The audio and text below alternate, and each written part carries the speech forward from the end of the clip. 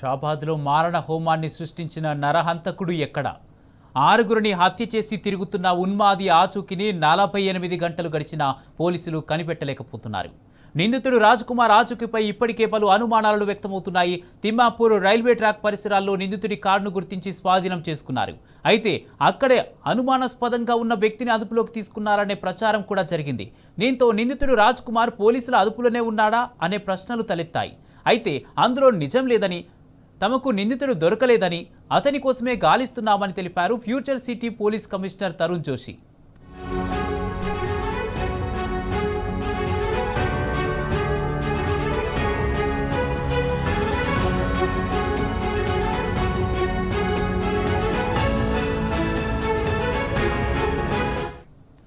Thimmapur railway station దగ్గర స్థానికుడు చూసిన వ్యక్తి మొహానికి మాస్క్ పెట్టుకొని ఉన్నాడని, అనుమానితుడని ఓ కానిస్టేబుల్ గుర్తించాడని సోషల్ మీడియాలో ప్రచారం జరుగుతుంది. అయితే ఆ పరిసర ప్రాంతంలోనే నిందితుడు ఉండే అవకాశం ఉందనే చర్చించుకుంటున్నారు. నిందితులు కుమ్మరిగూడ, అక్కివేణిగూడ చుట్టుపక్కల అటవీ ప్రాంతంలోనే రాత్రంతా తలదాచుకొని ఉండొచ్చనే అనుమానాలు వ్యక్తమవుతున్నాయి. కానీ స్థానికులు మాత్రం పోలీసులు అదుపులోకి తీసుకొని అనుమానితుడిని విచారణ చేస్తున్నారనే చర్చ కూడా జరుగుతుంది. మరికొందరు నిందితుడు కారును వదిలేసి ఫిరంగి కాలువ వైపు వెళ్తుంటే చూశామని అంటున్నారు. ఏదేమైనా 2 రోజులు గడిచినా ఓ నరహంతకుడి ఆచూకీని కనిపెట్టలేకపోవడం పోలీసులు, రాష్ట్ర సర్కారు వైఫల్యమే.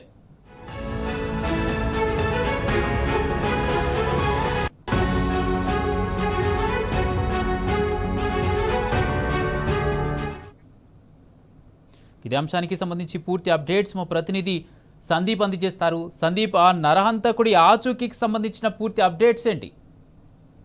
పక్కా ప్లాన్ ప్రకారమే జరిగింది. నిందితుడు 48 గంటలు దాటినప్పటికీ కూడా ఇప్పటి వరకు దొరకలేదు. అయితే పోలీసులు 7 బృందాలు పోయి ఇప్పుడు 13 బృందాలు కూడా వేట కొనసాగిస్తున్నాయి. అయితే చివరిగా ఆయన రైలు ప్రమాదం అంటే రైలు కింద పడేటువంటి ప్రయత్నం చేసి చివరి నిమిషంలో మరి తప్పున్నట్టు మనకు ప్రాథమికంగా తెలుస్తోంది. నిందితుడు 4 ఫోన్లు, 16 సిమ్ కార్డులు వినియోగిస్తున్నాడు. 16 సిమ్ కార్డులు కూడా ఇప్పుడు ప్రస్తుతం ఒక్కటి కూడా ఉపయోగించట్లేదని మనకు తెలుస్తోంది. అయితే నిందితుడికి సంబంధించి పోక్సో కేసులో ఈ షాబాద్ పోలీసులు అక్కడ ఉన్నటువంటి సెక్టార్ ఇన్ఛార్జ్ అంటే ఎవరైతే ఈ కేసు దర్యాప్తు చేస్తున్నాడో ఆయన 10,000 రూపాయల లంచం తీసుకున్నాడు. ఈ క్రమంలోనే ఈ కేసును అంటే అతిగా చూపెట్టకుండా సెక్షన్స్ మార్చి చేసినట్టు కూడా మనకు అర్థమవుతుంది. అయితే ఈ కేసుకు సంబంధించి Tarun Joshi, future city commissioner Tarun Joshi మనకు అంటే చెప్పినటువంటి వివరాల ప్రకారము కేవలం అంటే నిందితుడిని కాపాడే ప్రయత్నం చేశారు. 10,000 రూపాయల లంచం తీసుకున్నారు. ఈ క్రమంలో ఎస్ఐ రమేష్ సస్పెండ్ అయ్యాడు. సిఐకి ఛార్జ్ మెమో, కాంతారెడ్డికి ఛార్జ్ మెమో జారీ చేశారు. అయితే ఇప్పుడు మొత్తం 13 బృందాలైతే గాలిస్తున్నాయి. కర్ణాటక, బెంగళూరుతో పాటు ఇటు మెట్రో రైల్ అంటే రైళ్లకు సంబంధించినటువంటి ట్రైన్స్ ప్రాంతంలో వెళ్లే ప్రతి ఒక్క ట్రైన్ కూడా గాలిస్తున్నారు.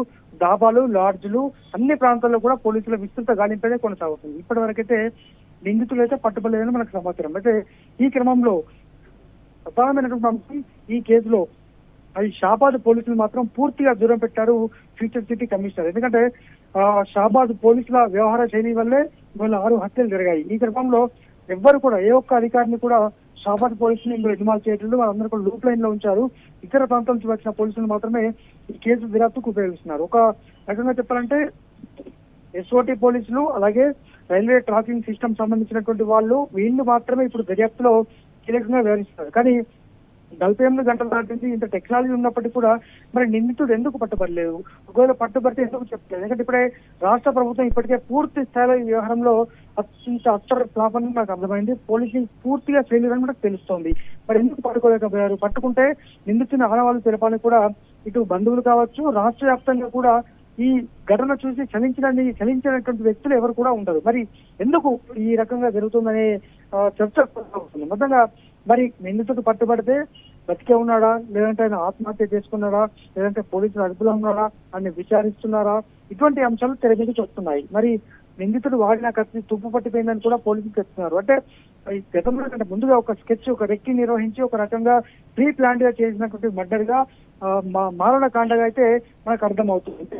6 హత్యకు కారణమైన నిందితులు ఇప్పటి వరకు పట్టుబడకపోవడము, ఇప్పటి రాష్ట్ర ప్రభుత్వంలో చలం లేకపోవడం అనేటువంటిది అత్యంత దారుణంగా భావించవచ్చు. మరి 48 గంటలకు పైగా దాటింది. నిందితుడు మరి పట్టుబడలేదంటే ఖచ్చితంగానే పోలీసింగ్ ఫెయిల్యూరే. ఎందుకంటే ఇంత పెద్ద కమాండ్ కంట్రోల్ సెంటర్ నిత్యం మానిటరింగ్ చేస్తున్నటువంటి సందర్భం ఉంది. మరి ఎందుకు ఈ రకంగా జరిగిందో తెలియాల్సింది Kumar. Right, thank you Sandeep.